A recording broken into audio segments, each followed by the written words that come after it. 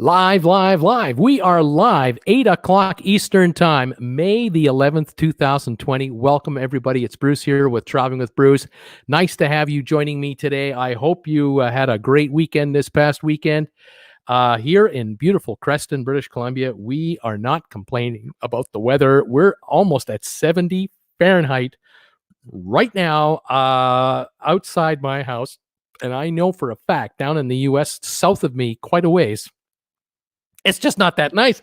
It's not anywhere near 70 degrees. It's unbelievable, the kooky kind of weather we've been having here lately around North America. I cannot believe it. But what can I say? I guess I can just say it's our turn in Creston to get a break. Welcome, you guys. Let me just double check and make sure my show is live on the air. I got you on the big ass iPad, and that is beautiful. And we'll double check. We are live. Yes, indeed. My iPhone has the show going and people are here. Welcome to TWB here in Creston. Cheers to everyone from Bruce. I hope all of you around the world are having a wonderful day, a pleasant evening, morning, afternoon, whatever time it is for you, because all I know is TWB, the sun never sets on Traveling with Bruce.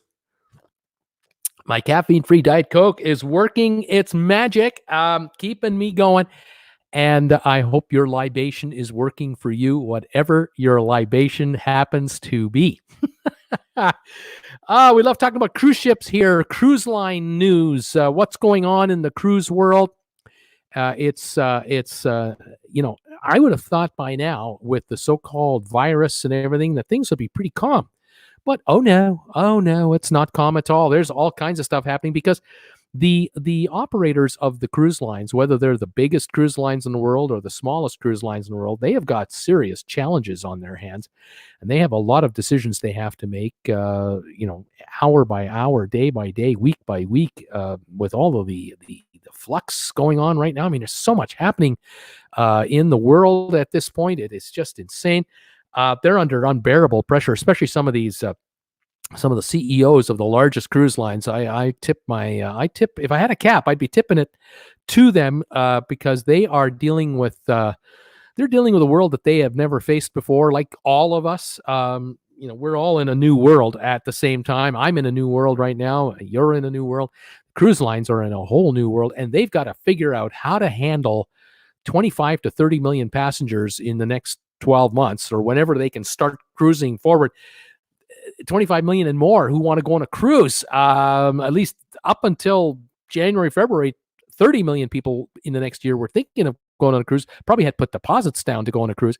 And now a whole bunch of them have been getting letters saying, sorry, we're not going to be cruising for a while, and we're giving you credits or refunds, whatever you like. And of course, our friends at Norwegian and Carnival Corporation, Royal Caribbean International, they have all been raising cash to build up a war chest of money to handle refunds if necessary and to handle the cash flow necessary to keep ships active but not too active, so that at a moment's notice they can spring back into action. And obviously we all know that the cruise lines were hoping that they would only have a 30 to a 60-day shutdown back in February, March range, and it hasn't turned out that way at all, has it? There were a lot of us out there convinced that by May, June, everything will be back to normal. The summer cruise season is on.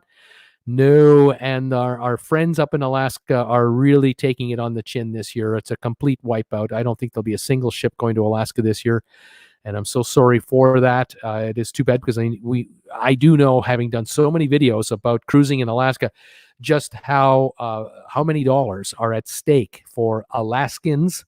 A lot of tour operators, fishing boat operators, tour operators, others, they're just going to have a terrible year this year. Of course, who isn't having a bad year right now? We've had what it seems like a bad year already. It's only been a couple of months of lockdowns for some of us, serious lockdowns, not for everyone, but for a number of us.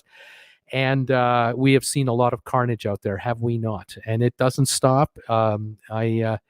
I'm glad to hear, and I'm glad to see that in certain areas of the world, the virus has been, kept in check a little bit. But I have to say, in many other areas, it's not. It's still running rampant, doing its thing. We hear about hotspots opening up all over the place. I'm sorry to speculate with you. That's going to be the norm going forward for quite some time yet. I don't know about this opening up early thing. Trying to get back to normal. I'm kind of not for it. But again, I'm sympathetic to, those of us who are trying to put food on our tables, trying to survive. You got to do what you got to do. I get it, but you don't want to be hurting anyone or be hurt by someone inadvertently from this invisible enemy that we can't see. We can't, you cannot tell. You can't tell if I have it. I can't tell if you have it, but we might. And I'm, that's what worries me about this thing. It's an invisible enemy and it's microscopic, and it takes weeks for its effects to show. It can as we found out, I guess, from the White House just over the weekend. What was it? The one press secretary, the one day the test came back negative. The next day they had a test positive. Overnight, all of a sudden positive. The individual had no idea that they were positive at all. I had no idea they caught anything. When, how long ago, from whom, nobody knows. And so now here we go. The speculation is running rampant. How many more people in the White House will catch this thing, and how bad will it be? I don't know. In the next 2 weeks, we're going to find out. I guess. I don't know. It's very scary. The virus is what I'm against. I hate the virus. I get accused from time to time, people accusing me of playing politics with the virus. I really don't want to have to do that. I really don't like talking politics. As those of you who are regulars of the channel, you know that. I don't really like talking about politics, but I am an anti-virus guy. I think viruses are bad, and I think a virus that kills people is really unacceptable. It's just not. There's no place in our society for viruses that kill children, women, elderly, anybody. And I would really prefer this virus not be here. And I would really prefer that we, from a medical and scientific point of view, deal with it. And I would really like the people who are in charge of dealing with it are experts in the field of viruses. I would really rather listen to them, and only them, with regard to what to do and how to do it. And I would really rather they had the final say as to what's going on. Unfortunately, that's not the case around the world. Not the case in North America, not the case in Europe. It's a mixture here and there. In certain countries, there are medical people with ultimate power, and the leaders of the country follow the medical advisories. In other countries, it is a pure, I'm going to look at the polls, and the polls are going to tell me what I'm going to do with this thing. And I believe that's wrong, but I'm not in charge. All I know is I'm in charge of myself. Jennifer and I have remained in the house to avoid. We have had relatives who've kind of mentioned, love to see us, but we said, don't bother coming out here. We don't want anybody out here. We'd really rather be alone and not be exposed to anyone else or expose them to what we're exposed to here. I'd really rather keep the social distancing going and get it right the first time, and only once. I really rather only have this happen one time. What I fear, unfortunately, is that we may have a second wave, and this first wave isn't over yet, but it might get a much, much worse than it is, and we then may get a second wave, and the second wave might really cause havoc. And boy, they always say, the old expression is that history always repeats itself, and I can't believe it, but the history from 1918, 100 years ago, the Spanish flu, the second wave killed more people than the first wave. It could happen again. I can't believe it. As advanced as we are, it could be happening again.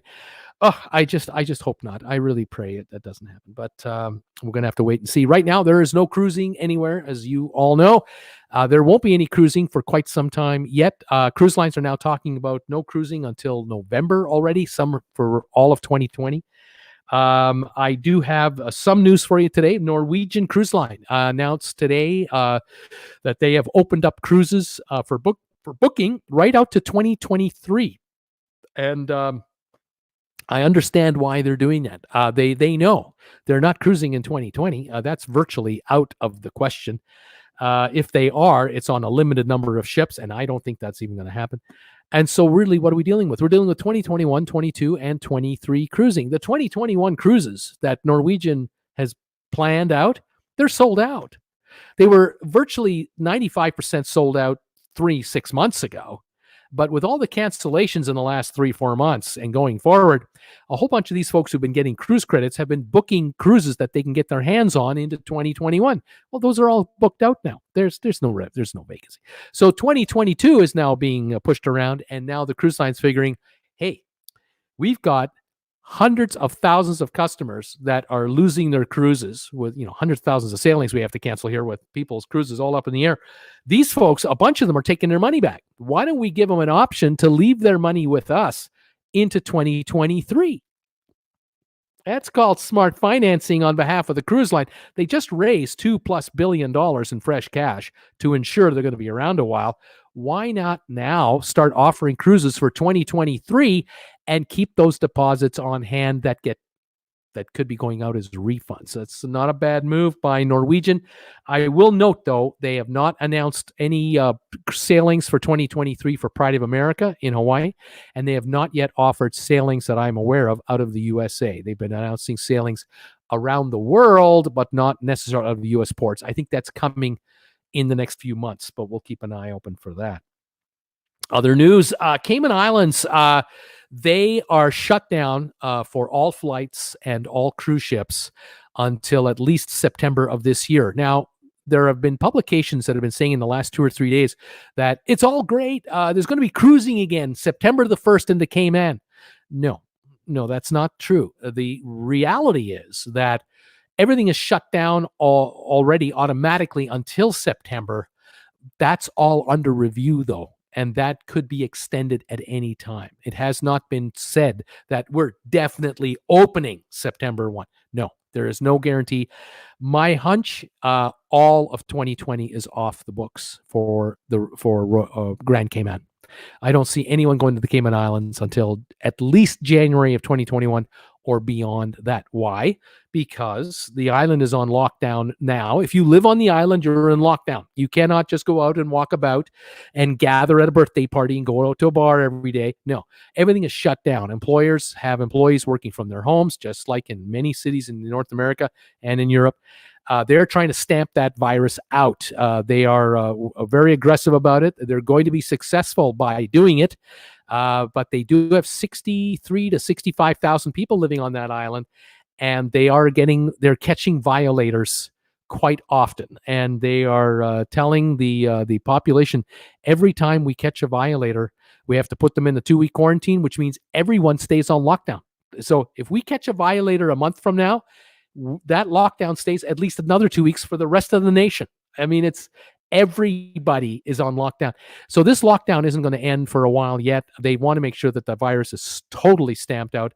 They are not interested in allowing anyone from offshore to come in at all. They just don't want a new, fresh round of virus cases on the island. So I don't see any planes coming in, tourists coming in, cruise ships, not until 2021 and then beyond that, because the cruise ships that are going to come to the Cayman Islands will depart from Miami, Fort Lauderdale, that region, or Galveston perhaps, and there will be no cruising out of those ports that I can see through the rest of this year and into 2021. I'm not sure if that's going to happen. I really don't.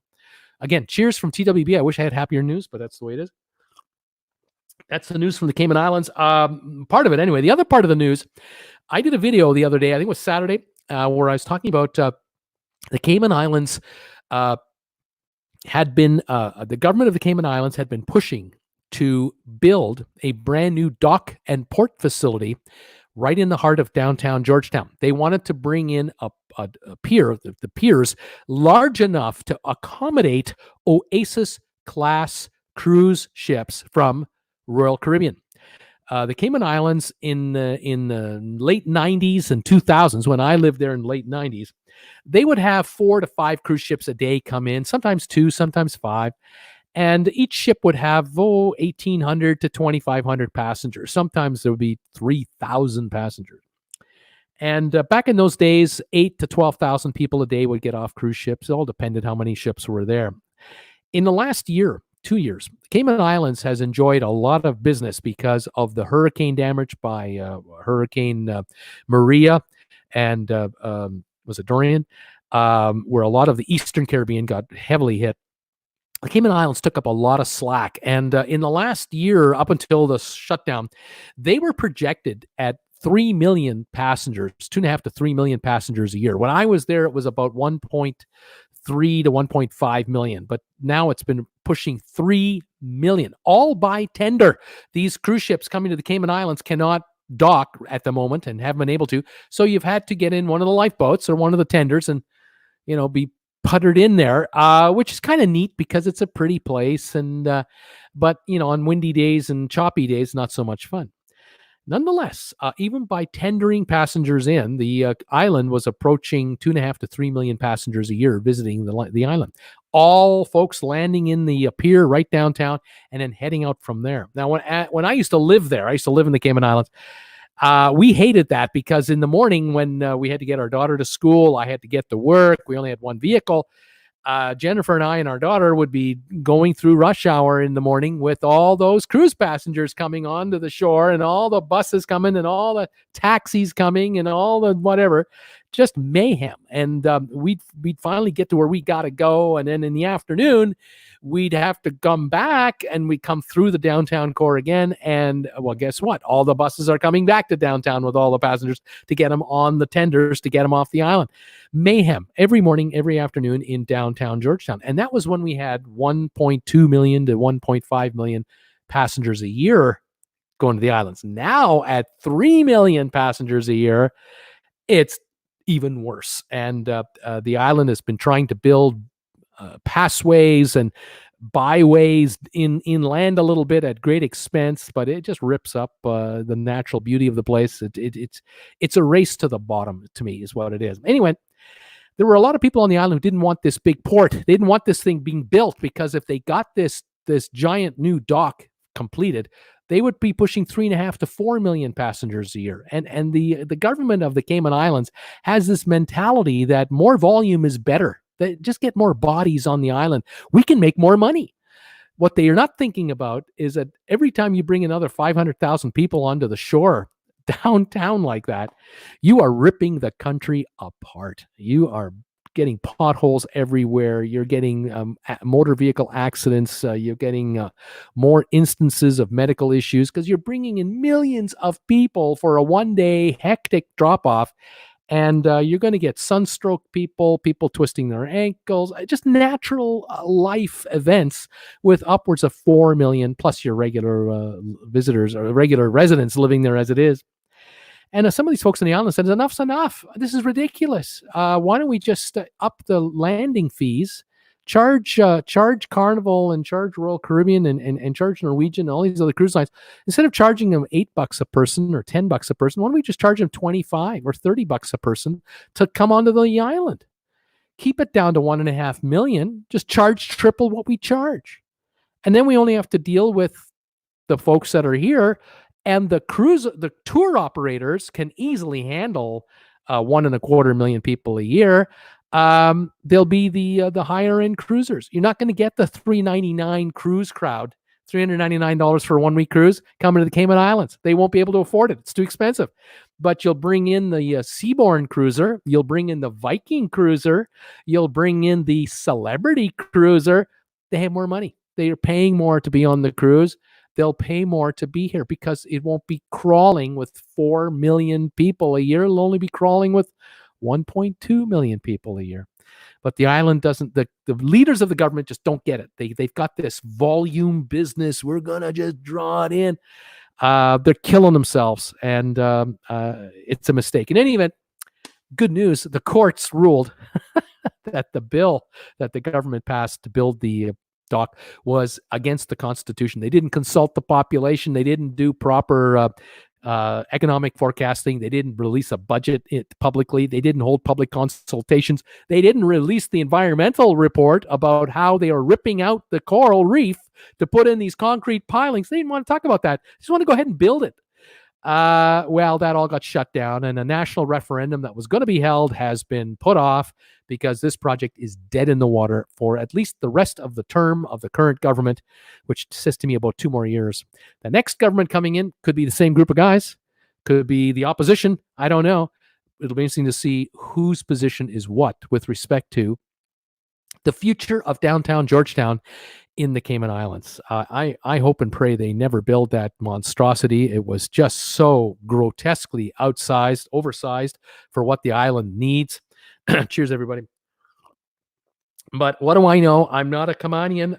I used to live there, and I really enjoyed Sundays. And I'll tell you why. Because on Sundays, at that time when I lived there, this is around 2000, there were no cruise ships allowed onto the island on Sundays. It was the holy day. No cruise ships allowed. Everyone got a day off. And let me tell you, the island was a very pleasant place to live on Sundays. It was quiet. And there weren't hordes of people all over downtown, and there weren't tea shop sellers everywhere. And in the downtown core, you didn't have music blurring out the stores at the people walking by on the sidewalk to try to catch their attention to come on in and spend some money on made in China merchandise that said Cayman Islands on it. I'm telling you, on the island, we were embarrassed. At being islanders, we were embarrassed that all this Caymanian stuff was being made in Taiwan, China, Vietnam, India, everywhere but the Cayman Islands. Nothing was being made in the Cayman Islands. So I don't know. We'll see what happens. Politics, though, is politics. Okay. Other news. Nassau, Bahamas. Nassau. I did this video again on Saturday talking about the port in downtown Nassau. Has been ranked as one of the most dangerous cruise ports in all the world for many a year.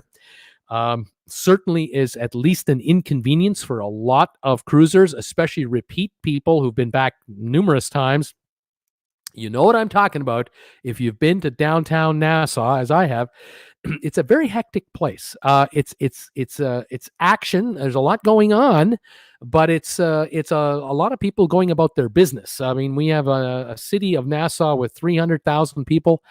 And again, the cruise ships come right to the downtown area. The piers are right there.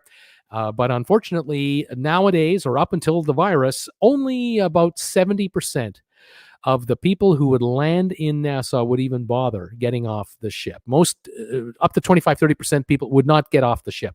They knew there was no point in getting off the cruise ship. If you didn't have a tour booked, don't bother getting off the ship, because what are you in for? If you're just hanging around the downtown core to take a little walk or something like that, you're going to be accosted. You're going to be hit up by every cab driver who wants to drive you somewhere. Every T-shirt seller is going to be there. A bunch of guys with watches, trench coats filled with all kinds of contraband. It wasn't a pleasant experience. And I have had many a horror story come my way from my viewers telling me the absolute ridiculousness of Nassau, the Bahamas, where they just don't want anything to do with it. Now, if you took a tour to, say, Paradise Island or to some of the beaches around the island, and they were private beaches, you should be okay. But even there, I've heard, seen, and read, even from the U.S. government, the State Department, warning Americans particularly, do not go to certain areas of the island. Don't dare do it, because there have been Americans accosted, robbed, abused, and everything else in various areas of the island. It's just not, there's no point. Well, the Bahamas has to do something. The government of the Bahamas and the lovely people of the Bahamas, they really wanted to change the image of downtown Nassau and the experience and really make it a pleasurable thing. And they began a couple of years ago to go to work to try to figure out a way to improve the port for cruise passengers in downtown Nassau. And what they came up with was a giant $250 million project that would transform the entire region around that port facility with basically locked off gate-guarded areas where cruise passengers can hang out in a very roomy setting and enjoy very safe, clean environments for unique food from the locals, shopping with the locals, and entertainment. And Ports, I think it's Global Ports International is the company that won the bid to make this project happen. The government of the Bahamas is financially helping to back the project, and bonds have been sold to raise the cash to build out this $250 million project. It's one of the largest ever on the island. When it's done, it's gonna be great. It'll be a much better improvement than what we have now. Doing nothing would be the worst thing you could do. This is definitely the best thing to do. The only problem that the government is running into, one of them, is that the downturn in economics in the last 3-4 months with the virus has caused bond rating agencies to change ratings on various countries' debts, and the Bahamas is no exception. Where they used to be able to borrow money, that the government of the Bahamas used to be able to borrow money between 4 and 5% on the open market. They're now being forced to pay closer to 8% interest for loans, and that includes this big project. The project's going to take 2 years to totally build out, and it'll take 10 to 15 years to pay out. The government has proposed and worked out a deal with the global port holdings people and the cruise lines, where they're going to charge a higher fee per person for port charges to come into Nassau. Makes sense to me, because you charge more, but you get more as a passenger. A fair deal. But it used to be that it was only about $2 or $3 a person at one time, is all that the government used to receive from cruise lines. 2,000 passenger ship would come in, and the government would get $5,000 for port fees.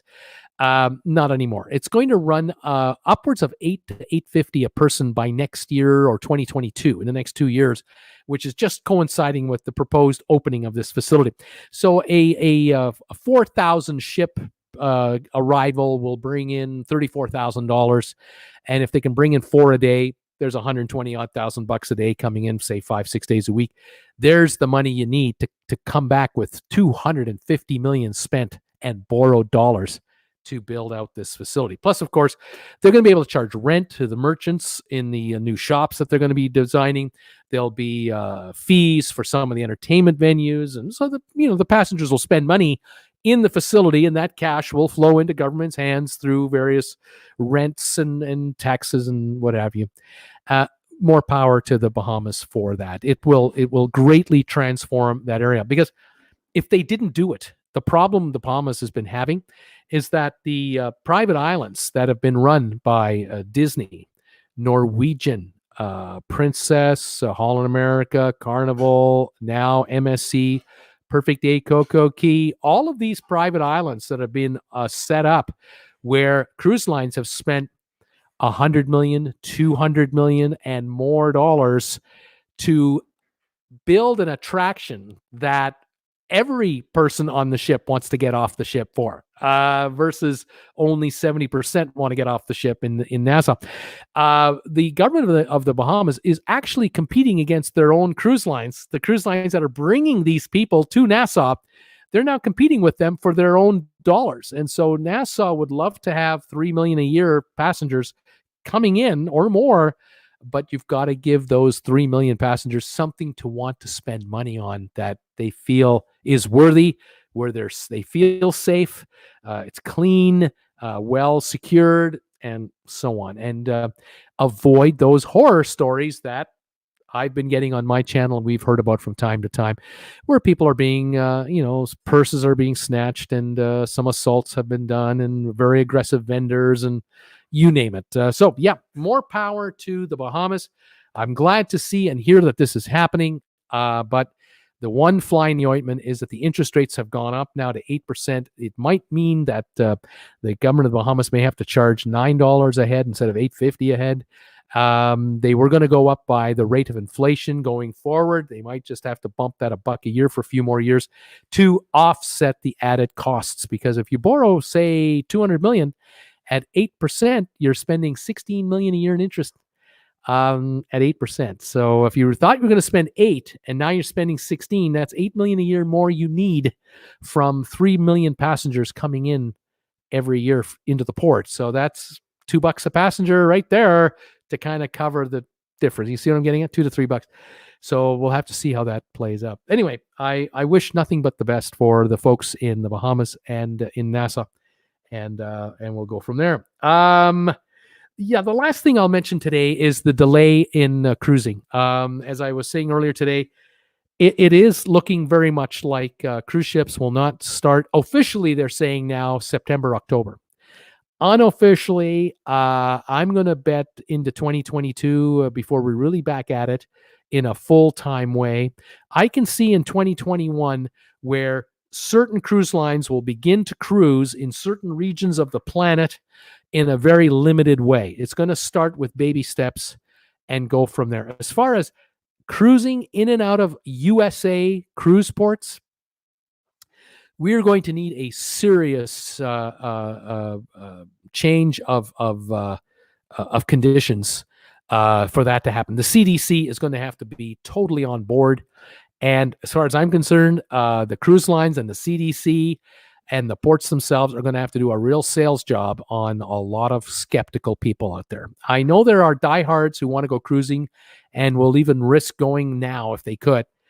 But for families with children and with elderly passengers wanting to go on a cruise, you're going to have to show 65 and older, 70 years and older people some serious evidence that the likelihood of catching a virus from a cruise leaving Miami or a cruise leaving Port Canaveral or Galveston or Charleston, New York City, you're going to have some serious evidence that we're over this. And I don't know right now what that can be. As of today, May the 11th, I don't see anything on the horizon that's going to tell me that this is going to work out. By the way, again, cheers all of you. From TWB, I just don't see enough evidence at the moment that convinces me that cruising is safe for everyone and that there won't be any issues when we come back to port. I worry right now that anyone getting on a cruise for 1 week and coming back, a ship with 3,000 passengers, my bet is one of those 3,000 or more might be tested positive for the virus or have signs or symptoms of the virus while on the trip. And that automatically worries me that we've got an automatic 14-day quarantine on board the ship just 10 miles off the shore of Miami, and you can't get off the ship. And I talk about a quarantine. I mean, stay in your cabins quarantine. I don't mean enjoy the pool and get to see the shows every night. No, there's no mingling. You're stuck on that ship in your room for 14 days. You booked an inside room, you're not happy. You booked a balcony room, well, at least you got a balcony room, but you're not going anywhere. I worry about that. I also worry that the CDC may impose rules that the cruise lines will pass on to us. It says something like, if we've got a quarantine situation, the CDC is going to charge the cruise line so many dollars a day for added expenses to monitor all this. And when the ship comes in, if the ship does come in and is docked in a part of, Fort Lauderdale's port, there might be a $10,000 a day charge to the cruise line for a dock fee. And that's going to be passed on to you and I. I don't want to be part of that. I got a 14-day dock fee. That's 1.4 million in 140,000 dock fees added on to the 2,000 or 3,000 passengers. I don't want to be responsible for that. What about if the CDC insists that no, you can come off the ship, but because there were tested people, positive tested people, all of you now have to go into a quarantine facility, and you all have to pay for that because the days of the government of the United States paying this is over. We're not doing that anymore. Now you have to pay for your own quarantine, and the flat rate's $200 a day per person, non-negotiable. Well, geez, a $2,800 per person quarantine fee for a 14-day deal. Hey, and then you got to test negative to get released. Oh my gosh, that could be another 2 weeks after that. I'm not interested in this deal. I'm just saying. I think there are 75-year-olds out there who are going to go, I'm not going on a cruise if that's the deal. I would rather get in my car, drive to Palm Desert, California, or drive to Tampa, go to Sarasota, head over to Orlando, stay in a Motel 6 or a Embassy Suites or whatever class of room you want to pay for. And then at the end of my holiday, I just leave because I don't get tested at all. Whereas with cruise ships, this could be a testing nightmare for quite some time, unless we have a vaccine. And even then, I bet you there'll still be testing done for the first year of the vaccine's lifetime. There'll still be testing done for getting on the ship and getting off the ship. I really wonder if we don't see cruising out of the U.S. until 2022. I just, sorry. I wish I could just make this all go away, and I could just tell you that it's all good now. We can just. It was a cold. It was just a bad cold. It wasn't a bad cold. There are 80,000+ Americans that now know this wasn't a bad cold at all. There are members of families of 80,000 casualties that know this was not just a flu that got out of control. No, this was a killer, and it isn't over yet. It is not over yet. Yeah, we're into a lot more than what we see, and I hate to tell it to you, but I got to tell it to you the way I see it, and I'm hearing about it, and I'm trying to follow it, and the rosy projections and those happy smiling faces where it's just, oh, we're all going to go back to work now, and it's all going to be, we're going to make everything great, and the economy is going to come bouncing right back, and oh, it's going to be just fabulous. I've got that other voice in my head going, are you kidding me? Are you noticing what's happening out there? It's not good. I mean, New York is a lot better now than it was 3 weeks ago, but there were still 160 fatalities yesterday. 160 people died yesterday. It's 4,800 a month at average pace. That is almost 60,000 a year at the moment. That is not finished yet. That's not time to go back to normal. That's not normal. That is absolutely not normal, not acceptable. And this is under controlled conditions. Remember, New York is on lockdown, has been for a while, and we are still dealing with a declining rate, but it is nowhere near done yet. Nowhere near done. Anyway, I just wonder. We're gonna have to see what's going on here. We'll see what's going on. Anyway, if you have any comments in good taste, let me know. If you have any bad comments and bad taste, we'll try and delete you. But I'd love to hear what your thoughts are on all this. Any questions about cruising? Whatever. Let me know. If you want to say hi to me? Say hi to me. Tell me where you're watching me from, and we'll see what we can do. I'm just going to whip back here a little bit. I've got Noah Kingston here. Noah, how you doing? Nice to have you here. Cayman doesn't have the infrastructure to handle a cruise ship outbreak. Noah, you're absolutely right. They don't want to handle 50 cases every cruise. A Blue Jay Rover, I see the ships on the move, as you pointed out. Some seem to be getting in position for July scheduled cruises, especially Alaska for Oceania and Regent. They know something we don't know. They're not going anywhere. There's no cruising into Canada until July 1 as of this moment. But I would not be surprised if Canada extends that till October 1, and that will kill off the rest of the Alaska cruise season. Holland America's already said, no way, we're out. Oceania and Regent, that's a division of Norwegian cruise lines. I'm not so sure about that. I'm skeptical. Cindy, for those who are asking about Allure, it looks like she's going to Cadiz for propulsion work, according to Royal Caribbean blog. That would be a good thing, would be a minimum thing at least. JRS is saying a little while ago we had 47 thumbs ups. Thank you, all of you who do give me thumbs ups for these shows, despite all the bad news I seem to have to give you. I really appreciate the thumbs ups. It helps my channel get noticed, and the analytics, it really works out. So thank you. Ray and Sue's Travel Channel, Cayman Islands, smart move in Spain. Everyone went out after relaxation of the rules. Police broke up a big barbecue and fined everyone 1,000 euros each. They just don't listen. They don't want to listen to the truth. And Spain has had a lot of casualties. So there's a chance, says Noah. You're saying there's a chance.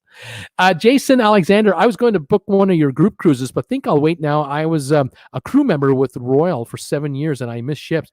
Right on, Jason. Like I said, we've got a group cruise booked for December. I don't know if it's going to happen. That's on Harmony of the Seas. And then we have another one booked for February on the Odyssey of the Seas. I've heard, though, today that the Odyssey has been delayed. I don't know for how long, and I don't know the status of those two cruises between now and then, but we'll see. Hopefully, I'll be able to do group cruises down the road. I really am looking forward to getting back on a cruise ship, too. Scott Weber, what's the attitude in British Columbia about opening up the province to tourism? I don't know if BC is big into tourism. It is. It's a big, big place. This is the tourism business for British Columbia, where I live, is huge. Fishing and hiking and sailing and boating and bike riding and you name it. if you're into the great outdoors, you'll love BC if you ever get the chance to come up here. We're hoping in this region where we are that no one comes here this year. we're of that attitude. We'd really rather not see tourists here this year at all. We don't want the outsiders coming in and leaving behind the virus. We're a small community of 5,000 where I am now, and it's sleepy and quiet, and we have no documented cases at this point, but we don't want a chance from the outside coming in. The virus is all around us. Alberta, the province next door, 6,700 cases of the virus. In this province, 2,200 cases. We have more people here than in Alberta, by the way, and we have fewer cases. Idaho, thankfully, less than 1,000 cases.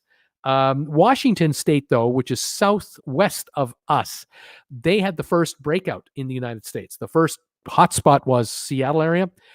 They've got over 6,000 original cases. But Washington State has really been able to bring it down. They've got a lot of recoveries now.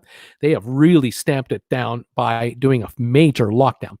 I'm just hoping that continues in Washington State and Idaho. I hope that these two states keep it way down, like us, so that the three of us, Idaho, Washington, and BC, between the three of us, we don't even have 10,000 cases. And, the hope I have in the next month that there'll be 9,500 people recovered from it, only a couple of hundred cases active, and only a few hundred casualties. But I don't know. We'll see. But I tell you, this year, we'd rather not have tourism at all.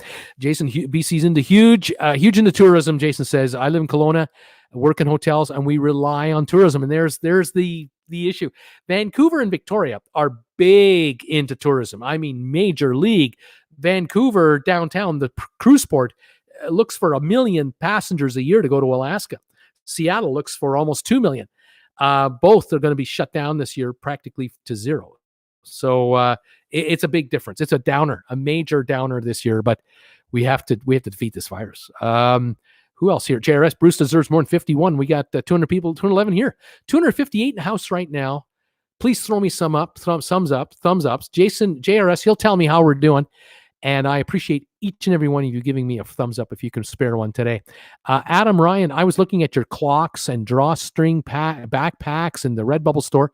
Very nice stuff. Thank you very much, Adam. We do have about 35 logos for the channel. This is one of them here. And we have 30 different items for each logo. So there's no end to it, including the masks now. And anything purchased there goes towards helping the channel, and I do appreciate that. Jason, BC starting to open after a long weekend, but we didn't lock down like the rest of Canada. Interesting. Q plus 2020. David S., I'm in Florida. Let's see. Who else is here? Judy Jetson is here. Hi, Judy. Welcome to my show and channel. I've cruised X. I don't have the money. Billy, my trucking buddy, grieving once again, TWB family. I need to show 58 thumbs ups. Come on, guys, let's get that count up there. Let's hope we get more. Let me know how many we're getting. Anybody can tell me. MJ Toe, I'd rather say I stay on board a ship before going on any Caribbean island. Ray and Sue's channel, Donna, the testing is massively increased and government are all over the virus. Social distancing mandatory in workplaces and in the public. People still happy to stay home. I hear you there. Sylvan Forest, 215 listeners and so few thumbs ups. Pitiful. What are you waiting for? Thumbs up to help Bruce set him free. Oh, and they're free. They are free. Thank you, guys. Joseph H is saying, there you go. Thumbs up for you, Bruce. Thank you, Joseph. I appreciate it. MG Toe, I would rather go camping by a lake than cruise right now. Billy Farron, good evening, TWB family. I made this show to 58 thumbs up. Come on, guys. Let's get it up there. Show Bruce the love. 120, JRS is saying. Bruce, you have 120 right now. Thank you, everybody, for that. Let's make it to 200 if we can today. That is beautiful. Judy Jetson, nice vacay will be... what is that? Not cruise, AI cruise. Too much uncertainty looking at Costa Rica. There you go. Masters game. I just gave Bruce a thumbs up. Cindy, I just gave him one too. Thank you, everybody. We're at a 122 and flying on the thumbs ups. You guys are awesome. Jason, John Dittmer. John, Bruce, I'm one of those 25 to 30%. I've had more fun making it a spa day when my ship goes to Nassau, Bahamas. Yeah, that would be my plan too, I would just stay on the ship and call it a spa day and just enjoy the facility rather than be downtown Nassau. I've been there before. Keith Hensley, we've been to Nassau many times with no problems, right on. And I get those comments too, and I get it. I mean, it's not like everybody gets accosted in Nassau. 137 thumbs ups, guys. Thank you. It's not like everybody, but there have been too many instances of people getting ripped off, cab drivers holding out for extortion rates, aggressive tour operators, very aggressive vendors, pickpockets, all kinds of ne'er-do-wells. There's been issues. But again, it all depends on just how you visit Nassau and how you don't visit Nassau. And I think that's part of it right there. Donna is here. A new cruise port in the Bahamas is not going to change the people being aggressive. They will just increase the dock fee to get more money. Well, if you keep out the bunch of the locals who are just there for no good, the only locals allowed into the facility are licensed locals who know that they can be banned at any time and now have no access to the cruisers. To me, I think if you have a facility like they're proposing with they're looking at putting in stadium for like outdoor shows, concerts, and that kind of thing, people will go into that region and stay there. They'll stay in there. They'll go on their tours anyway, but the tour loading and unloading will be behind secured gates as well, which I think is a great idea.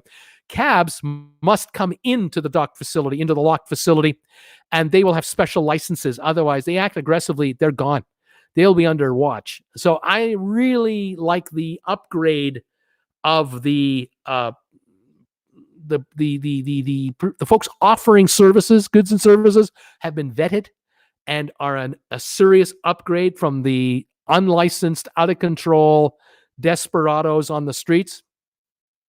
I'm in for that, and I'm happy to pay more. $8.50 a head, $10 added to my cruise for me to feel safe in downtown Nassau. I'm good with that, because a spa day on board the ship, if I get a massage, it's $100. If my wife gets a pedicure and a manicure and a pedicure, how much is that extra? $50, $60, $80, $100 more? I'd rather spend $10 each to go right down there and spend whatever we want down there in a very secure atmosphere. I'm good for that. I'm down for that. Judy, I've never been to Nassau, never had an interest. Jake is in the house. Hey, Bruce, how you doing? Hey, Jake, how you doing? Welcome to the show tonight. 256 of you are here. Wonderful. I was there in November, saw no improvement, says Lily. There you go. It's going to be a big job. It's going to take a while. No question. Linda, I don't get off the ship in Nassau anymore. I don't get off. It's nice to stay on the ship when most passengers are on shore. There you go. Jason Alexander saying, as a former crew member with Royal Caribbean, been to Nassau numerous times. I love it there. Right on, buddy. Right on. And if you know where to go, you know where to hang out, it's all good. But then there are those who don't. Donna, anytime we stop at Jamaica or Bahamas, we make that a cruise ship day. There you go. Jason, haven't been in 10 years, so it might have changed. You could be right, my friend. John Dittmer, the question, will the cruises bypass Nassau in favor of the private resorts? John, it's been happening already, but that's a very good point. If they were not going to do something about downtown Nassau, I think they would have dropped by half within the next year, and then by half again the year after, because Perfect Day Coco Key, they just expanded that thing. They can handle 2 Oasis class ships at a time at Perfect Day Coco Key. That's 12,000 passengers in a day. Why would you take them to Nassau and subject them to that when you can bring them here? That's what I'm thinking. So, John, they had to do something. It's possible that if they make a major improvement in the downtown area of Nassau, that they can still bring passengers there for one day. And then the next day, you have a full day on a private island.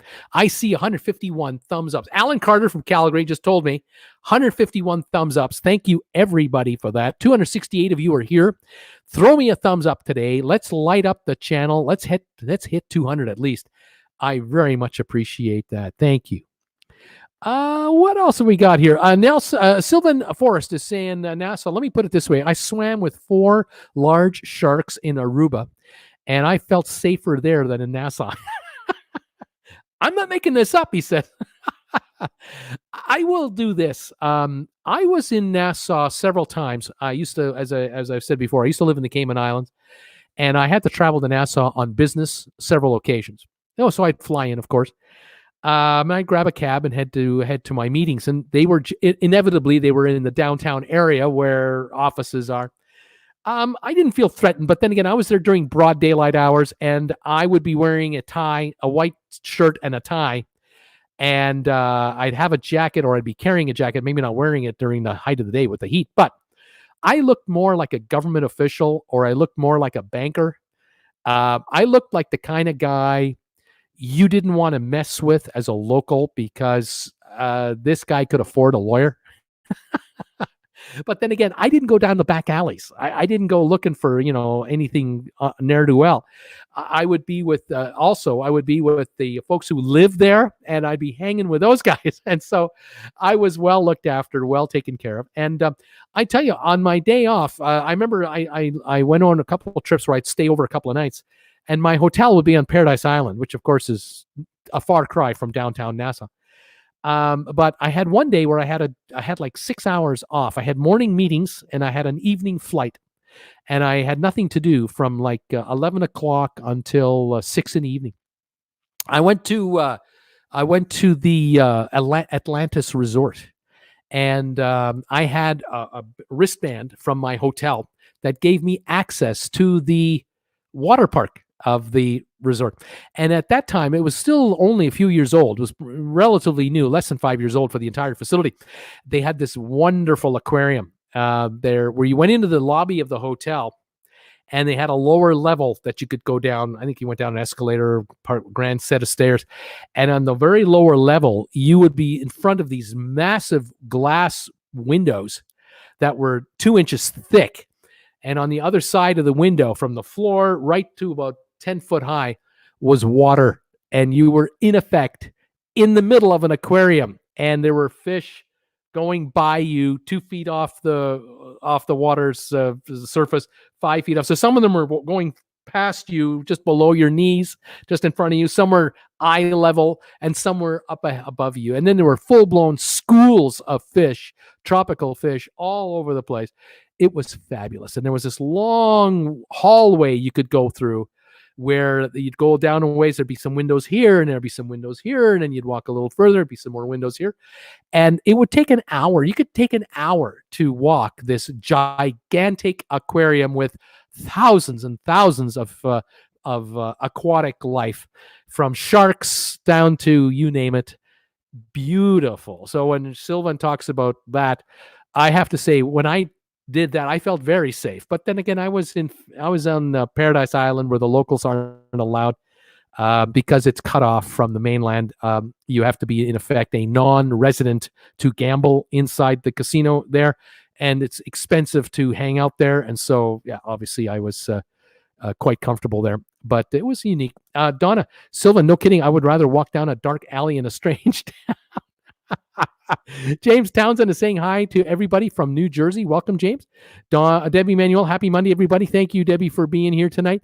Same with you, Scott Weber. A couple sponsor members are in the house. Love that you're here. Thank you, everybody. He's never been to Nassau, so he's neutral.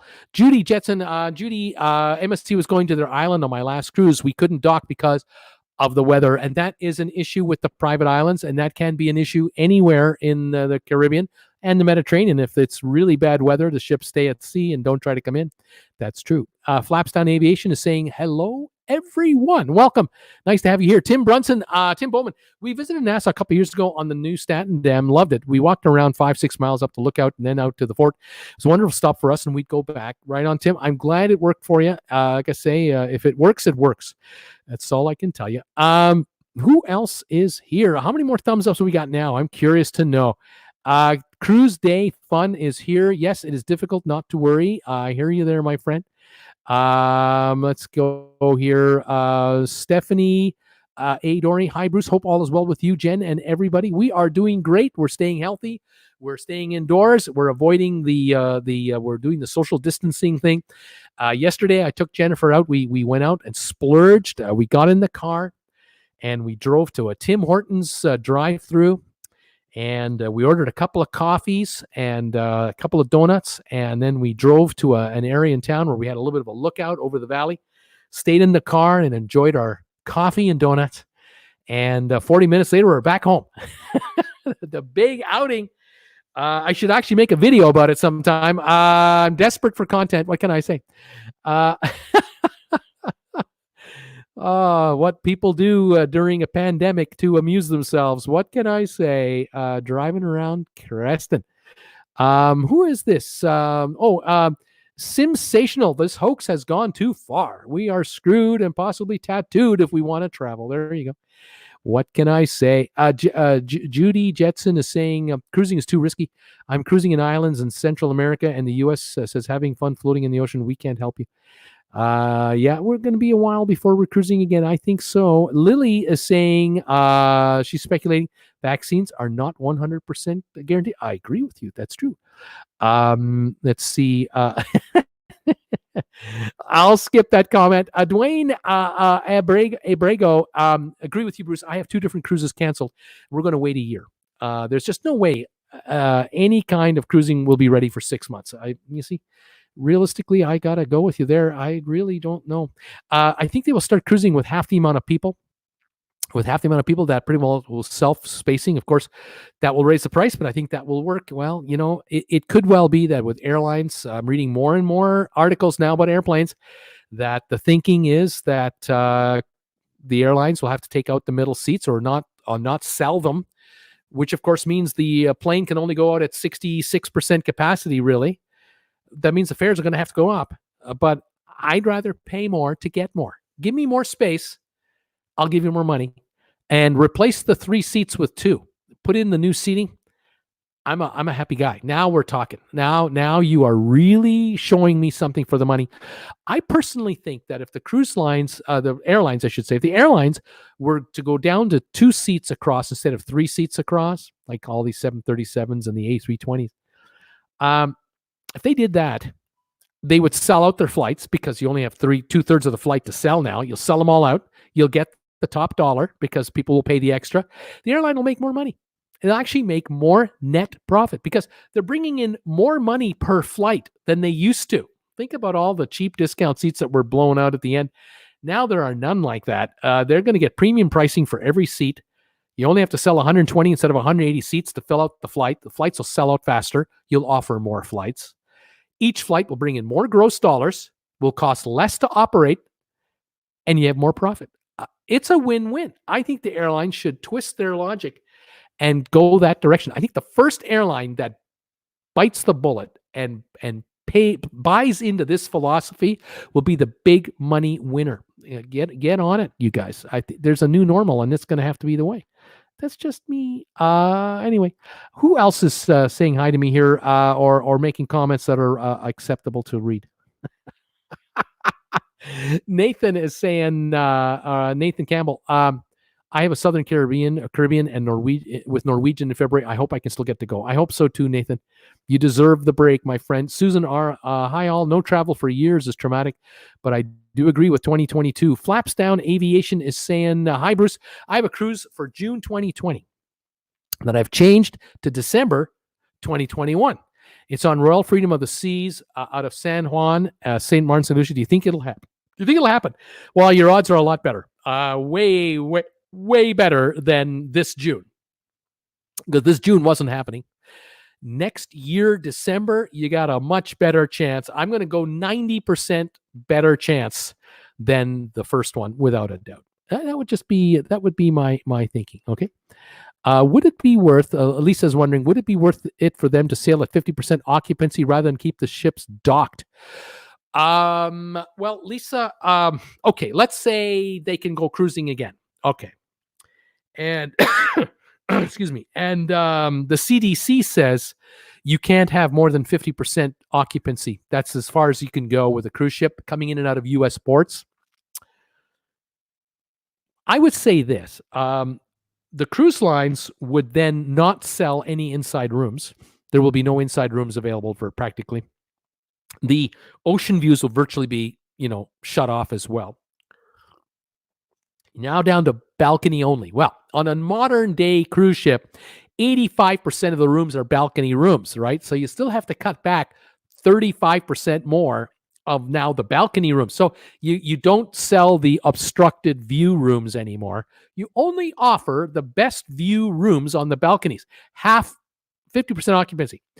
If you did that, you could probably advertise that aggressively to the market. You would then throw in additional freebies like maybe specialty dining packages or maybe a $20 casino credit for every passenger or whatever freebies you got to do, but you can raise the price. So now you can charge $1,200 a passenger instead of $800 a passenger, and you have 50% occupancy. You'll attract a higher demographic crowd, but they'll spend more on board the ship because there's more room and there's more selection, and that might be the way to go.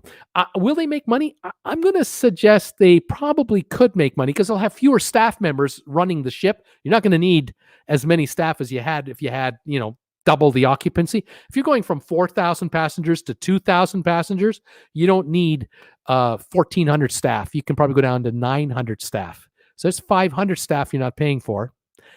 You don't have to feed them as well. And then you have more money per passenger coming in, less money going out to operate the cruise, and then higher demographic of clientele. Hopefully you'll make money, but this is just me guessing. I always try to get the glass half full, I guess.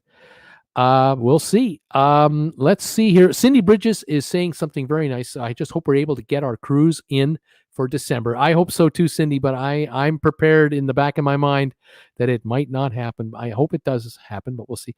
Adam, I've got a 7-day Caribbean cruise on Symphony of the Seas, April 2021. Better chance than in the next couple of months. Pat T. Hi, Bruce from Vancouver. Now probably going to lose out on Vancouver to Japan. So sad. Yeah. Vancouver to Japan, not looking good. Flights not looking good. Mandatory quarantine if you land in Britain. Yeah, it's there's not going to be travel for a while. Captain Stable, Bruce, sadly, you're telling us the truth. Cruising as we know it will not be anytime soon as we've known it. There you go. We'll see what happens. Peter Heckema, Bruce, you pasted by my comment. I heard that Odyssey of the Seas will not be sailing until the summer of 2021. Oh, thank you for reposting this, Peter. It's a bunch of my messages just clipped away. I will try to research this further. If so, it is not good news for the group cruise. Okay, so if the Odyssey is not happening until summer 2021, then our group cruise will have to be at a later time, and that's just the way it is. What can I say? But we'll deal with it when we deal with it. We'll keep looking into it. We're all grown ups. We'll know what to do. Zane is saying Seabourn World Cruise 2021 round trip Miami. Do you think they could move the embarkation and disembarkation outside the U.S. and still have it take place? Anything is possible. Anything is possible. If they were to do it, let's say they were going to do this because none of the stops going forward were going to be U.S. stops anyway, or the U.S. stops could easily be replaced with non-U.S. stops, and they wanted to go ahead with it. The clientele that sails on the Seabourn on a round-the-world cruise, that kind of client, if it's going to run them $500 more to fly somewhere else to catch the ship instead of Miami, because they could drive to Miami or they could have flown to Miami, they'll do it. But I will bet you this would happen. If Seabourn were to make this kind of an announcement, they would send a private email to all the passengers, if not phone them directly, because these people get the personal touch. They would phone them directly, and they would then make arrangements with them privately to get them to the ship at Seabourn's expense. Yeah, so it could happen. I don't know. But when you're dealing with six-star cruise line, yes, we could see what happened. Eddie Panero, Eddie. Okay, I'm back now, Bruce. How's many men from Florida? Have a good day. I'm not sure what he's asking me. Welcome back. Anyway, Pamela is saying something very true. BC is a beautiful place for a vacation. You are correct there. Susan Hurd, thumbs up already given. Would have given another if I could. Thank you so much. Sandy Robinson is saying, hi, Bruce, everyone from Sandy Robinson in LA. in LA from Vancouver. Okay, that's a bit confusing, but hi, Sandy, and hello, everyone from Sandy. Last I heard, we were over 150 thumbs ups, and I want to thank all of you for that. Let's see how many we got now. Let's get an update. Let's go here. Asheville, North Carolina is where Nathan Campbell is watching the show from. Thank you for watching today, buddy.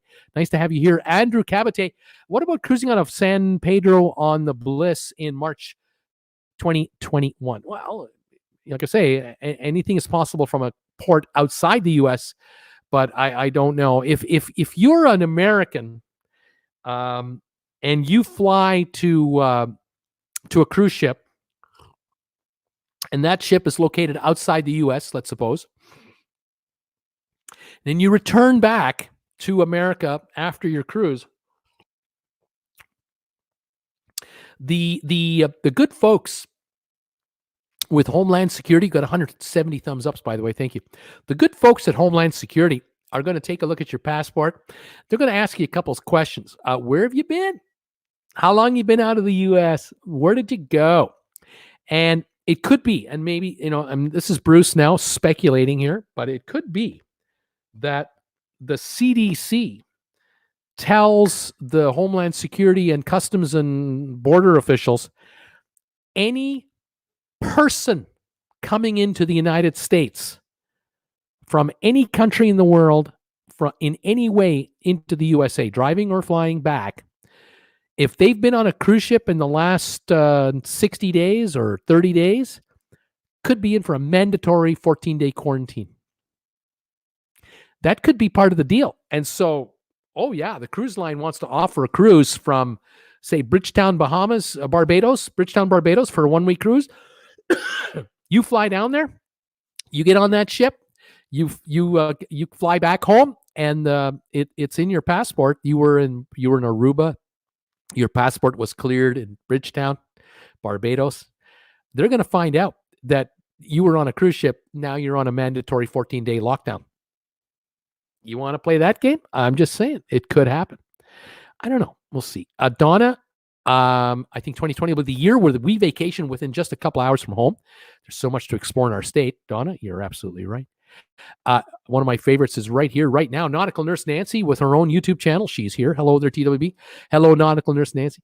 How are you? Nice to have you here. It's good to see you, and I see your channel is growing. Way to go. Janie T. Hi, Bruce from Melbourne. I have a great week. I have a great week, and I enjoy your show. Thank you so much, Janie, from all of us here at TWB. We love our overseas viewers. I love them. Get them from everywhere. And thank you for joining me from Melbourne. This is beautiful. Paul Jordan is saying, Bruce, another thumbs up for you. Thank you so much, Paul. Jessica, late to the show, but do you think Carnival Cruises will sail August 1? No, I don't. Sorry to be such a downer, but I don't think so. James Townsend is saying, I also gave Bruce a thumbs up. Paul Bowden, I gave Bruce a thumbs up. Jessica, are the Caribbean ports open? No, they're not. They are shut down. John Dittmer, I've seen the Nassau type facilities work at smaller scales at Costa Maya and Cozumel, right on, and they do work. They can make things better. Janice Compton, hi there. Hi, Bruce and TLB family. Hello there. How are you? Welcome to my show. I love it. Thank you guys for all of you giving me thumbs ups today. I bet you we're over 175 by now. This is so good. Dusty is saying, I like staying on the cruise ship when everyone gets off. It's so relaxing. I know what you mean. I'm kind of that way. I know that when I was in the Mediterranean with my daughter, we'd get off the ship first thing in the morning. We'd get off at 8, and we'd do a 3-4 hour tour, and we'd be back on the ship by noon.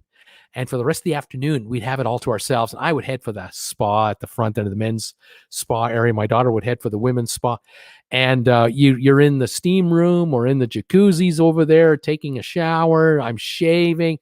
Nobody there. I love it. I absolutely love it. The ceramic loungers are available. Nobody on them. Oh, it's wonderful. Love doing that. Dr. Mengele, could the timing for Branson Scarlet Lady Lodge have been any worse? How much do you think he's losing? Well, I know they wanted to go on their first cruise February, March. They kind of wanted to start February, March. They postponed until August. So they're maintaining the ship by keeping it running and, moving and maintaining all the systems. But I mean, they're not losing, 200 million a month or anything like that, but it's costing them money. But they've got a lot of deposit money because that ship was going to be going out pretty full for a while. So we'll see. They may have to postpone past August, of course, and perhaps postpone into 2021. We'll see what's going on with the CDC. Time will tell. But yeah, not good. Not good. Let's see here. That's true. JRS is saying to me here, I'm sorry. Oh, I lost this message. They copied Atlantis in the UAE. That's right. They rebuilt and replicated the Atlantis resort at one of those islands just off the shore from Dubai in the United Arab Emirates. Absolutely. It works, and it's working there quite well too, or at least it had been anyway. Robert Ravis, poor Caribbean islands. They're paving paradise and putting up a parking lot like Joni Mitchell warned. There you go. Too many of them are becoming too North Americanized. I agree. Dusty loved Atlantis, especially the lazy river. The birds would steal your food, though, if they were able to. Yeah. The birds figured it out over there. James, no cruises planned, no trips planned, just unplanned trips that immediately precede falls. Okay. Who else have we got here? A lot of folks give me the thumbs ups count, which is beautiful. I really thank you for that, guys. I'd love to know where we're doing here. Donna Manitou, we put fuel stabilizer on our gas tanks because we filled up 2 months ago. Yeah. I haven't filled up fuel now in over 6 weeks, 7 weeks. I still got a half a tank of gas. Drew, do you think air handling systems will be significantly enhanced? That could be. They could be putting in ionizers or whatever those things are called. I'm not an expert in this area. I'm definitely not the guy to ask, but who knows? If I hear anything on it that I can understand, I'll pass it on. Gregory, regardless of the cruise lines, even sailing with half capacity, you can't get people from flocking to the Lido and bars. I don't think it's going to work at all. There you go. There again. They might do a crowd control thing, but yeah, I don't know. Gregory, I tell you, we have got to have a vaccine. Isn't that really the answer? An effective vaccine. Effective. I tell you, I really wonder about that's going to be. Joseph H. is saying, I agree with everything you say about how flying should be. Thank you so much. Boy, I'd love to see if that happened. I'll tell you right now. I really think that I think Southwest should just go ahead and do it. They should just go ahead and do it. Eliminate the middle seat right now. Announce it. Brag about it. Show off premium economy seating for every passenger. They'll get the money. People will pay it. They'll pay it. They'll be full. There's such a love for Southwest, but if you gave them that, JetBlue were to do it, a win. Alaska, a win. The other three legacy carriers, I don't know if they've got the guts. To do it. They have so many hundreds of billions of dollars in debt they're trying to carry. I don't know if they've got the guts. Bruce, do you guest with any radio talk hosts? You should. You would bring knowledge to any show. Thank you, John. I'm always available for a call if somebody wanted to invite me onto their show. I'm trying to get a special guest to come on this show. I'm working on it. Hopefully I'll be able to do it. But I'll keep you posted. Stephanie, new seating in planes is a must. 3-2, we pay the price. There you go. I agree. Let's see. Yes, flaps down. You're absolutely right. New seating would be great, but it might take out the low-cost market. Yeah, well, it's a new world. Sorry, it's just not going to be feasible for $59 fares anymore between point A and point B. We're now going to have to go to $99, $149, $199. I'm sorry, but you're going to get much more than you paid for, and you're not going to be as likely to get ill because of social distancing enhancements. That's worth something. Yeah. To me, staying alive is priceless. Well, that's just me. Let's go here. What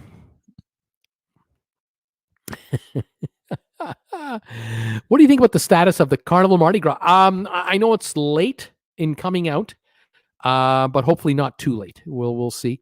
KM Harris, greetings from New York City. Welcome. How are you doing? I am on Royal Caribbean, December 2021 from San Juan. Do you know anything about the cruise port issues there in San Juan. Well, San Juan wants to spend money on the cruise port. They were going to spend money. They had arranged it, but then they had issues.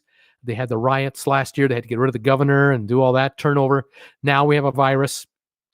So I'm not sure about improvements to any great extent, but I will say that the port seems to be good enough for Royal Caribbean to do business there. So if you're flying in and you're going to be there a day or two before and then you'll work your way to the port, you should be okay. It may not be the most luxurious cruise port you've ever been to, like some of the Miami terminals, but then again, December 21, that's a long time from now. We'll see what happens between now and then. We'll play it by ear. Okay. Thank you for that question. David Guido is in the house. Hi from Victoria. How you doing, buddy? Haven't seen that name for a while. Welcome back. Scott Weber, our governor here is not so keen on the cruise business after the Grand Princess incident. Yes, well, governors are, generally politicians first and uneducated experts in many other areas, including how to operate cruise lines. But they're politicians, aren't they? And they look at the polls, don't they? And they love the soundbite at 5:00 news time, right? So what they say today and what happens 2 years from now, don't put a lot of stock in it, okay? There could be a lot of changes. So let's see what happens. All right. Susan wants to know if Seabourn is better than Crystal. I don't know for sure. I couldn't tell you. I have not yet received an invitation from either of those cruise lines to have a complimentary cruise with Jennifer so I could compare. But I'm certainly open to suggestions if Crystal Cruise Lines and Seabourn and Region 7 Seas and other high-end cruise lines would like to send me an invitation to say, hey, why don't you come on our ship for a 1-week cruise? We'll cover the nut, and you do a couple of videos from on board our cruise ship, including a live show. I'd say yes, I'd love to do that, and I'd be more than happy to do a comparison between cruise lines. I'm wide open. My email is just down below. So folks, get a hold of me and let me know your thoughts. I would be more than thrilled to do that. Flaps Down Aviation. Susan Hurd, I've only been on Crystal, but I believe Seabourn is better. Right now, there's an answer from one of my viewers. Cynthia, hello from Orange County, California. Enjoy your videos. Thank you, Cynthia. Greg's got a cruise leaving New Orleans, November 2020. Do you think I'm going to be able to go? I'm not too optimistic on that. I'm leaning more no than yes. So that's my opinion. I could be wrong though, but yeah, I'm not so optimistic.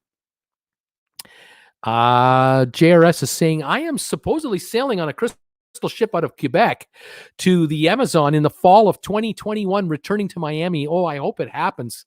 But fall of 2021, we'll see, but let's hope for the best. That'll be a heck of a cruise. Susan Hurd, Flaps Down Aviation. I too only been on Crystal, but years ago on the Crystal Harmony. Matty is saying, we got 193 thumbs ups right at this moment, guys. 193. We're 7 away from 200 thumbs ups. There are 251 people watching right now. There is no reason why we can't get to 250 thumbs ups. There is just no reason. Thank you, everybody. Matty, if cruise lines are forced to reduce capacity, do you think they'll sell a small number of inside rooms so they can advertise a low price? Well, they might play that game, but they can always play the same game with the balcony. They can always say, balcony starting from $6.99 or $5.79, and that they have one, right? And the next one starts at $50 more, and then the next one is $50 more, and then you're in the $1,200 range for the rest of them. I don't know. It's possible, Maddie, but again, with limited capacity, going to be harder to find a cruise, so people will probably pay more. Mary Moody, hello from Raleigh, North Carolina. Enjoy your vids. They are so info-packed. Thank you so much for that wonderful comment, Mary. I appreciate it. Welcome from Raleigh, North Carolina. I do the best I can. I used to do videos that were between 3 and 5 minutes long. And I used to think in my mind that, you better just do it real fast and just get it over with and be done with it. But I would find that I would have to edit so much out that I would just drive me crazy. So I'd be talking too fast. and stumbling over myself. And I thought, the heck with this. I have 50,000 subscribers. Well, actually, when I started making longer videos about 6 months ago, I had 30,000 some odd subscribers, 32,000. And I thought, you know what? I'm going to just do longer videos and take my time and just chock full of info and explain what it is I'm talking about, because I have the time to do so. And I had no timer on my videos anymore. No timer. I'm just going to talk. And as long as I talk, that's it. And if you don't like it, tough beans. Well, everybody loved it. Well, most everybody. 99% loved it. 1% hated it. You should do 4-minute videos. You talk too much. You just ramble all the time. I know. It's what I do. I'm a talker. But I thought, the heck with it. I'm going to make videos that I want to make. And I'm going to give the time I'm going to give it time to work out. And that's how it worked. And it's worked out very well. And now we're at 54,000, almost 500 subscribers. So 20,000 more in 3 months, 4 months. That's saying something. So I'm very happy. Very happy.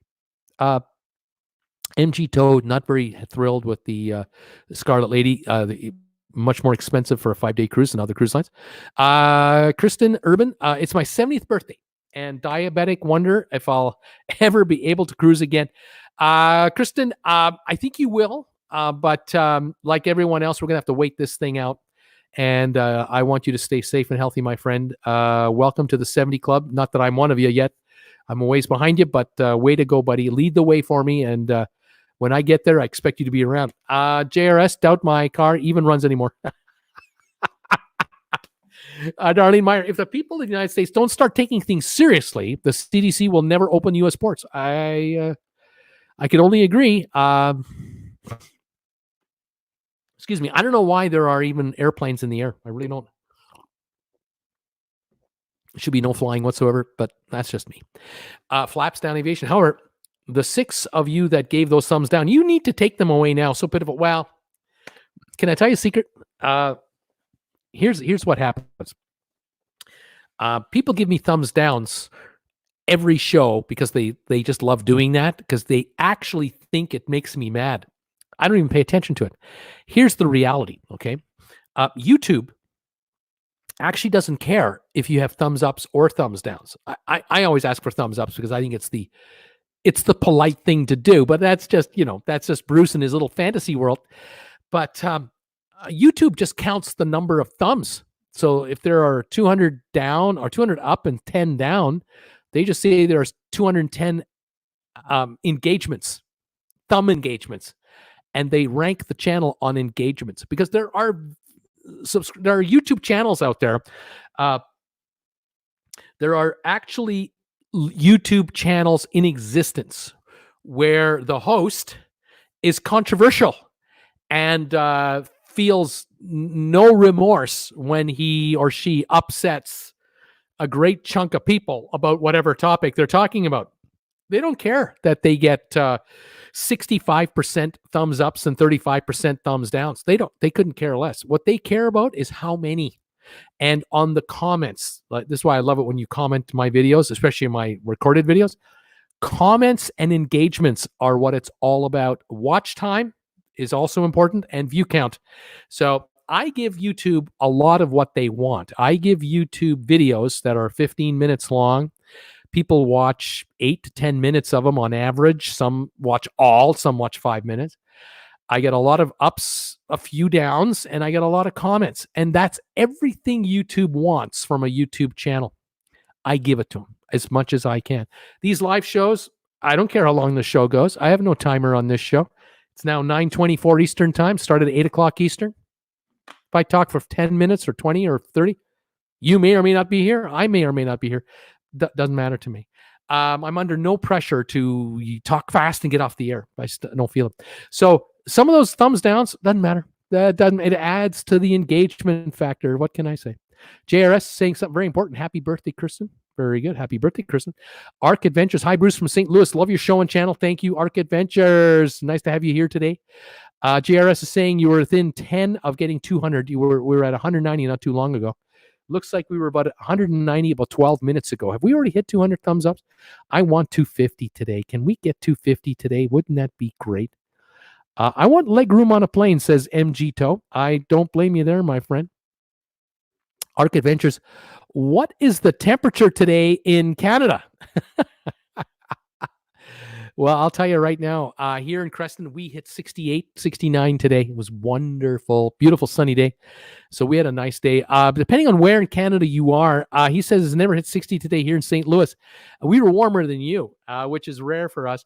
But just east of here, about an hour east by car and a little north, it was in the low 40s for the high. Yeesh. Not nice. Win Davies, Bruce, I was hoping to have 2 cruises this year. Well, we know what happened there, but I am 76 and diabetic, so it looks nil for any more cruises. How about a cruise for all diabetic only? There you go. We should just take the ship over, and all diabetics only on an entire cruise ship. Oh my gosh, I think we need a bunch of nurses on board to just in case. I don't know if that's a good idea. Carol, when do we start cruising again? How do you think they will handle mustering? Yeah, remember muster drills where we all packed in like rats under the lifeboats on the promenade deck, or we all squeezed into the main auditorium, 800 people in the auditorium? How's that going to go now? Something tells me there's going to be adjustments to the muster drill. We'll have to see how that plays itself out. Marty Feiner, Marty, I think the only thing that could possibly work would be cruises to no ports. In March and April, we kept over 1,000 people safe with this method on Princess. No ports for any one of our March 3rd to April 20. Interesting. Might be one way to go. You never know. Brian is telling me I have 200 thumbs ups as of about 9 minutes ago. So that's pretty good, you guys. Thank you so much for that. Yeah, we're booked on September 5th on Carnival Breeze, crossing our fingers. I hope we're on that cruise, says Arc Adventures. I don't know, September, that's awfully close from now. Flaps Aviation here in Ontario. Our premier was caught breaking social distancing, was visiting his daughter for Mother's Day. So disappointing. Yeah, that's Mr. Ford. He's of that family. Yeah, what can I say? Terrence is saying, greetings from Aruba. Welcome from Aruba. Thank you for being here tonight. My viewers are from around the world, from Australia, the UK, Europe, South America, the Caribbean, USA, Canada. They're from all over. I welcome all of you to my show today. Thank you for following my channel. Those of you who are a part of my Facebook group page, thank you for joining me on my Facebook group page, Traveling with Bruce, spelled with 2 L's. Love the fact that you joined me there. If you want to become a part of my Facebook group page, just find it on Facebook.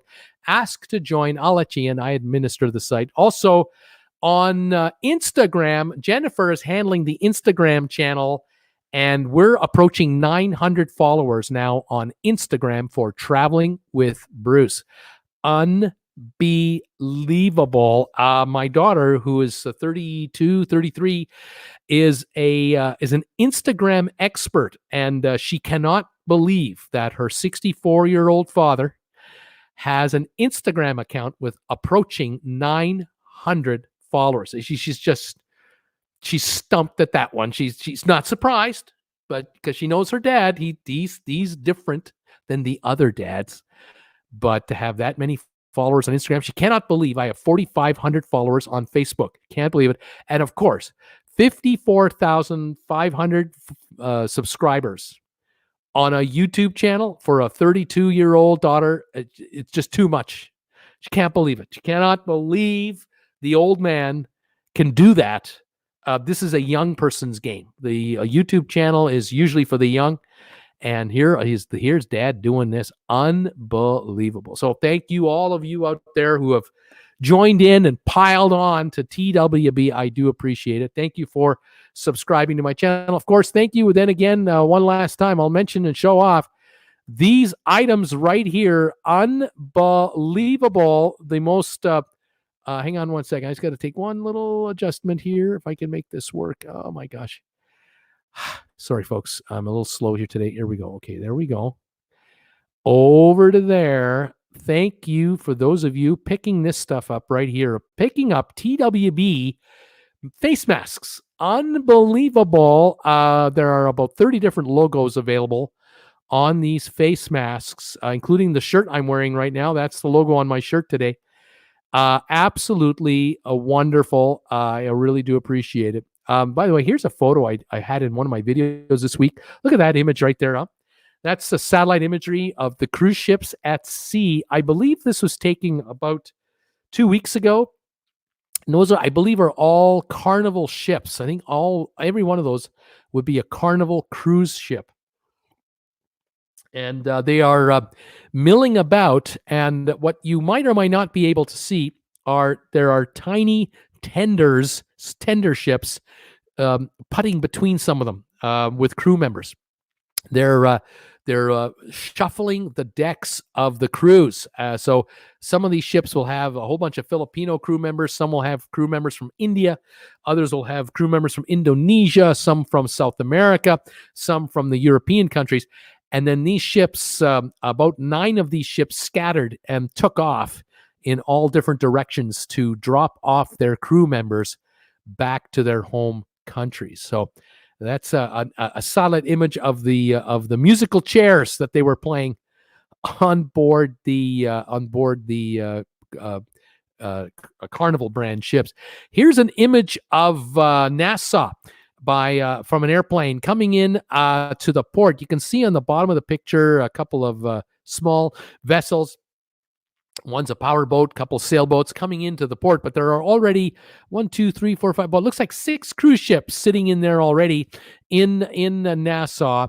And you get off the ship and you walk on the pier. You head towards the right there, and they have on the right side there the gates with security. And once you go through those gates, you're on your own, people. Good luck.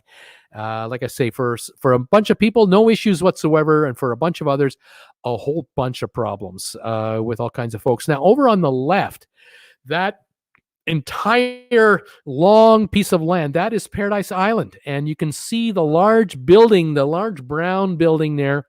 That is the Atlantis Resort. That is part of the Atlantis Resort. There are other hotels all around it, a bunch of resorts all around that hotel.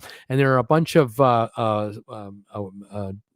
docking areas for pleasure craft, sailboats, and high-end yachts in that region as well. And there's a bridge that goes over the waterway that you can take with your vehicle or walk or with a cab or what have you, and you can get over to Paradise Island. But to stay at Paradise Island it can be pricey, although you can find deals depending on what time of the year you're going and how you're getting there. You can buy an all-inclusive package with the Atlantis Resort, where you can stay for 4 days, 6 days, 10 days, whatever. And you can also buy packages that will include watercraft that you can play with, or admission to their water park. You can go golfing from there. I mean, there's all kinds of activities you can do, including going fishing, obviously. But for the cruise passengers, you get there, and if you've got a tour pre-booked, great. If you don't have a tour pre-booked, you don't necessarily want to be wandering the downtown streets of Nassau on your own. I wouldn't recommend it. Now, here's an image here of the proposed part of the proposal to redo this entire area where the ships dock. This is an artist's rendition here, and they're talking about adding a new wharf area for higher end yachts. Then they're looking at adding restaurants and higher end shops here. They're looking to add other attractions for day and nighttime. They want to turn this into a more exclusive shopping area, services, and then further back towards the back of the ships, way back there, they're talking about building into that whole area back there some kind of a stadium that could seat up to 10, 12,000 people at a time. So they might bring in acts, like musical acts, that will then perform on stage. Some will perform during the daytime when the ships are in during the daytime, but then some of the musical acts will appear in the evenings after the ships leave for locals who have tickets, who will come in and catch whatever acts are going to happen there. So they want to make this a sort of a 24/7 or or maybe from like 8 in the morning to midnight every night, activity place with some clubs and restaurants and bars. Get some activity going, but keep out the aggressive ne'er-do-wells. I'm not sure how that was going to work with respect to bringing in the locals or not. I'm not sure how they're going to do that, but for the cruise ship passengers, they definitely want to cut it all off and restrict it only to cruise ship passengers and licensed, authorized people who are allowed to be there. Similar to what they're doing on Paradise Island. So, well, we'll see what happens. So, yeah, going back to Nassau, there you are. There's what it looks like now, and you can see on the left where the ships are, just to the right of where the ships are. That whole region there, all the way along that length of those piers, will be all redone. There'll be a major work done there. And I think they're going to do dredging and putting in additional land and evicting a bunch of warehouse area there and really upgrading that facility. So we'll have to see how that comes out. Anyway, there you go. There's couple of thoughts, but thanks again for those of you supporting this channel, going to RedBubble to pick up those masks. If you want to pick up any of my items like these shirts or whatever, the link is down below. There's a link to RedBubble. Just click on that. You can scour around in there for an hour if you want. It's going to take you quite some time to see all the different logos I have had made over the few years I've been on the air, and you can check it out. If you want one of these guys over here, you're wondering what this is a cell phone amplifier that has been handmade from wood. It's a solid piece of wood. The very back has got the Sextant logo. On the front, it's got the Sextant logo also. But you'll note that there's this giant hole right here, and there's this cutaway here. If I tilt this like this, you can see from the top, there's a hole down here. And what happens is that it's carved out up to here and comes back up into here. What you do is you take your handy dandy cell phone, your smartphone, like this guy right here, and you fit it in. You just slide it into the top right here. There's a lot of room for the big ones too. You put your phone in there, play your favorite music, or play one of my videos, or listen to me live. The sound goes down under here, comes out here, and comes out here, and gets amplified across the room, because this is made of a solid block of wood, and it is quite good to amplify the sound. It's incredible. It's handmade by Marshall Thompson. There's his name right there, Marshall Thompson. He stamps this in right here with some kind of a brand. Made of real wood, no batteries, no cables, nothing plugging in, all natural, handmade in Creston, British Columbia. And if you want one of these, make a donation to this channel through my PayPal link, which again is down below in the description of this video. All of my videos. Make a donation, $50 American. We'll get you one of these, $50 American. That includes shipping and handling. If you're from Europe or Australia, send $60 American. Sorry, I have to pay so much more to ship it overseas, but I do ship it by air.